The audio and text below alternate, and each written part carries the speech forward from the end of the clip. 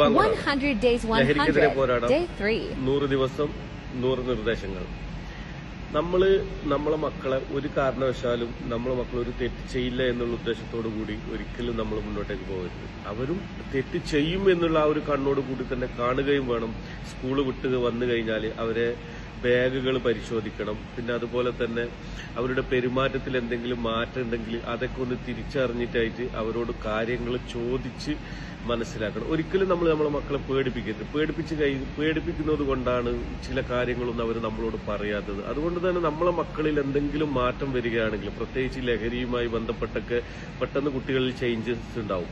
ആ ചേഞ്ചസ് പെട്ടെന്ന് ഉമ്മമാർക്ക് അല്ലെങ്കിൽ അമ്മമാർക്ക് പെട്ടെന്ന് കണ്ടുപിടിക്കാൻ പറ്റും. ഇത് അറിഞ്ഞു കഴിഞ്ഞാൽ നിങ്ങൾ ഉത്തരവാദിത്തപ്പെട്ടവരോട് കാര്യമായിട്ട് പറയാം. അതും കുറച്ച് മെച്യൂരിറ്റി ഉള്ള ആളോട് പറയാം. അല്ലാതെ പോയിട്ട് തല്ലി പിടിക്കുകയും ചെയ്യുന്ന ആൾക്കാരോട് പറയരുത്. ഫാദർ ആയാലും അമ്മമാരായാലും ആരായാലും അങ്ങനെ പറഞ്ഞ് കാര്യങ്ങൾ ചോദിച്ച് മനസ്സിലാക്കാൻ ശ്രമിക്കുക.